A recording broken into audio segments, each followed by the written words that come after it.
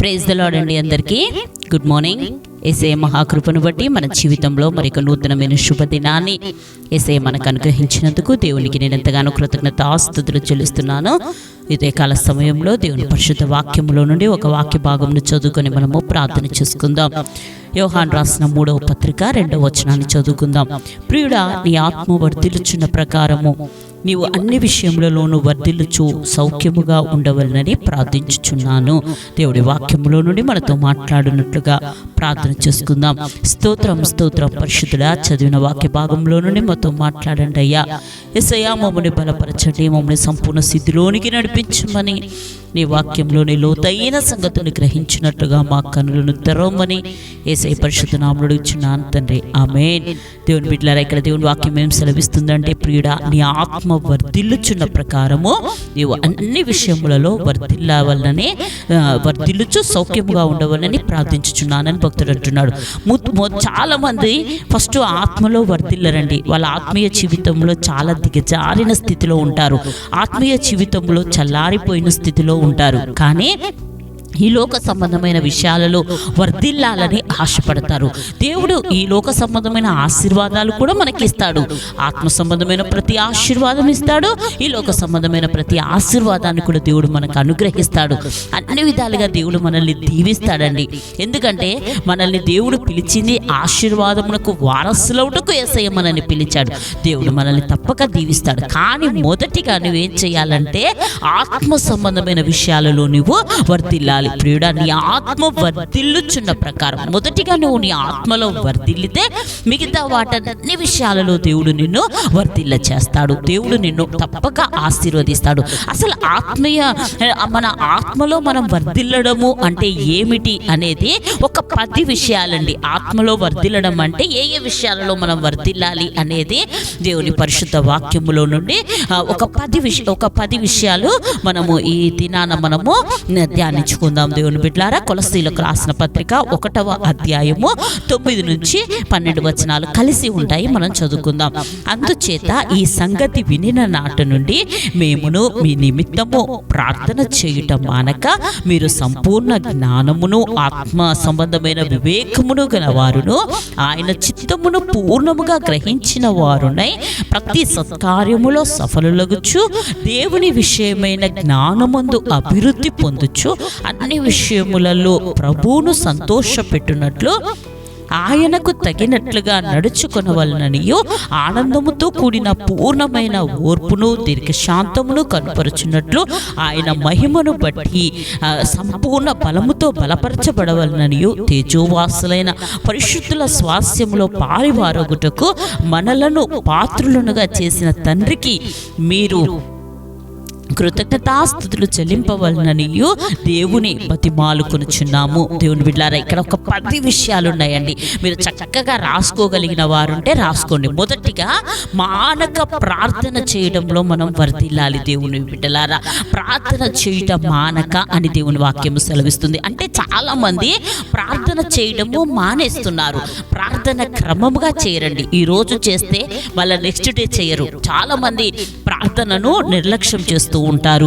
అందుకే ప్రార్థన చేయుటలో మానక అని దేవుని యొక్క వాక్యము సెలవిస్తుంది. మానక మనం ప్రార్థన చేయాలి. విసుగక నిత్యము ప్రార్థన చేయమని దేవుని యొక్క వాక్యము సెలవిస్తుంది. మనం మొదటిగా మానక ప్రార్థన చేయడంలో మనము వర్ధిల్లాలి. రెండవదిగా, సంపూర్ణ జ్ఞానములో మనం వర్ధిల్లాలి. దేవుని బిడ్డలారా, సంపూర్ణమైన జ్ఞానం అంటే ఈ లోక సంబంధమైన జ్ఞానము కాదు, కానీ మనము సంపూర్ణమైన జ్ఞానములో మనము వర్ధిల్లాలి. అంటే దేవుని జ్ఞానమును మనము కలిగి ఉండాలి. దేవుని బిడ్డలారా, మూడవదిగా, ఆత్మ సంబంధమైన వివేకములో మనం వర్ధిల్లాలి.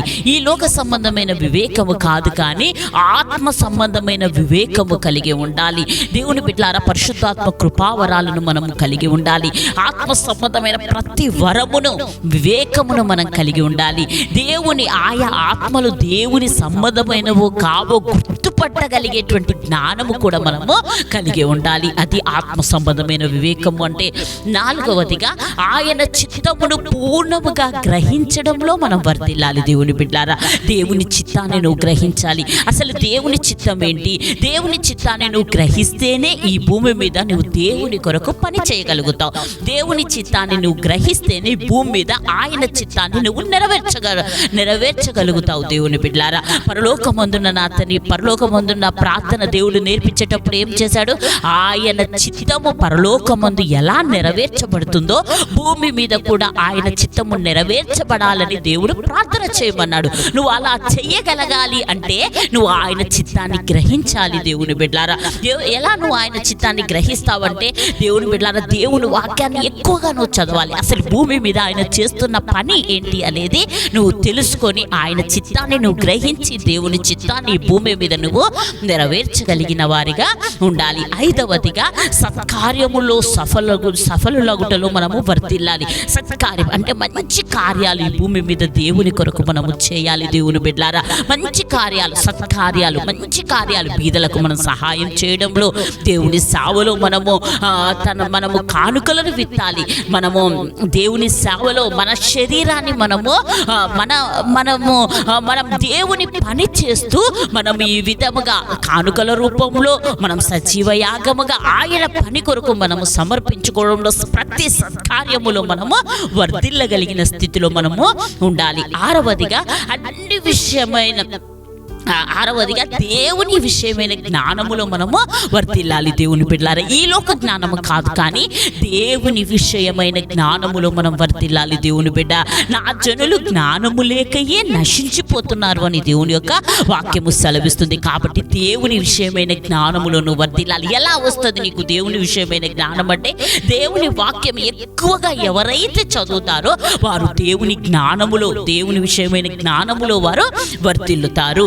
ఏడవదిగా అన్ని విషయాలలో ప్రభువును సంతోషపెట్టుటలో మనం వర్ధిల్లాలి. దేవుని బిడ్డలారా, అన్ని విషయాలలో ప్రభువును మనం సంతోష పెట్టాలి. చాలా మందికి వాళ్ళేమనుకుంటారో, వీళ్ళేమనుకుంటారో, మనుషులేమనుకుంటారో అని నువ్వు మనుషుల విషయంలో నువ్వు ఆలోచించినంత కాలము నువ్వు దేవుని సంతోష పెట్టలేవు. దేవుని బిడ్డ, నువ్వు దేవుని సంతోష పెట్టడంలో నువ్వు అన్ని విషయాలలో అసలు మనుషులు ఏమనుకుంటారా అనేది మనకి అనవసరము.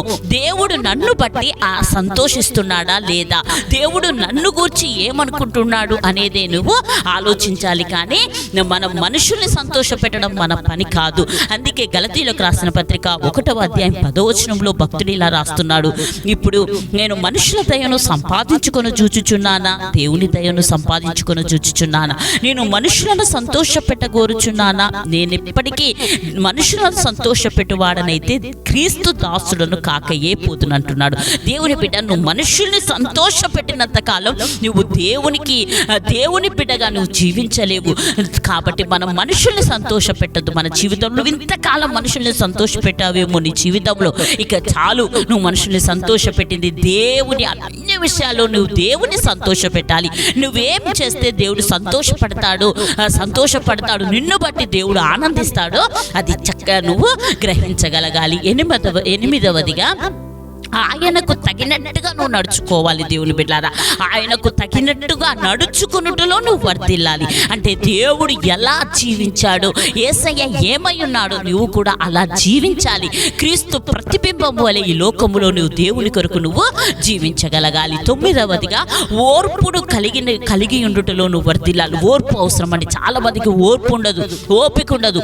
ఓపిక లేకపోవడం వల్ల, ఓర్పు లేకపోవడం వల్ల తమ కుటుంబాలను తాము కూల్చుకుంటున్నారు. కాబట్టి మనం ఓర్పు కలిగి ఉండాలి. ఓర్పు గొప్ప ద్రోహ కార్యములను చేయకుండా ఆపుతుంది అని దేవుని యొక్క వాక్యము సెలవిస్తుంది. కాబట్టి మనం ఓర్పును కలిగి ఉండుటలో వర్ధిల్లాలి. 10వదిగా దీర్ఘశాంతమును కలిగి ఉండుటలో మనము వర్ధిల్లాలి. మన యేసయ్య ఎంత సాత్వికుడో మనము కూడా అటువంటి సాత్వికమును కలిగి దీర్ఘశాంతమును కలిగి మనము ఈ లోకంలో జీవించాలి. ఇది ఆత్మలో వర్ధిల్లడం అంటే. దేవుని బిడ్డలారా, ఈ 10 విషయాలు మీరు అవసరమైతే మీరు మళ్ళా విని చక్కగా రాసుకోండి. దేవుడి వాక్యాన్ని మన హృదయాల్లో ఫలింప చేయనట్లుగా చిన్న మాట ప్రార్థన చేసుకుందాం. స్తోత్రం స్తోత్రం పరిశుద్ధుడా, ప్రేమ కలిగిన దేవా, కృప కలిగిన దేవానికి స్తుతులు స్తోత్రములు. నానవిత్తబడిన ఈ వాక్యాన్ని నీ బిడ్డల హృదయాల్లో మీరు ఫలింప చేయండి అయ్యా. మేము ఆత్మలో వర్ధిల్లడం అంటే ఏ విషయాలలో వర్ధిల్లాలో ఈరోజు నువ్వు మాతో మాట్లాడినందుకు వందనాలు. ఈ వాక్యం నీ బిడ్డల హృదయాలలో మీరు ఫలింపచే ప్రతి ఒక్క బిడ్డ ఆత్మలో వర్ధిల్లడానికి సహాయం చేయండి నాన్న. ఇహలోక పరలోక సంబంధమైన ప్రతి ఆశీర్వాదం నీ బిడ్డలకు అనుగ్రహించమని, ఈ దినమంతటికి కావాల్సిన కృపను దయచేయండి. నీ ప్రజల్ని నీ మేలులతో తృప్తిపరిచి, అనారోగ్యంతో బాధపడుతున్న బిడ్డల్ని స్వస్థపరిచి అయ్యా నీ బిడ్డల జీవితాల్లో మీరు అద్భుతాలు జరిగించమని యేసయ్య పరిశుద్ధ నామములో అడుగుచున్నాను తండ్రి, ఆమేన్. Praise the lord. అందరికీ దేవుడు మిమ్మల్ని దీవించును గాక.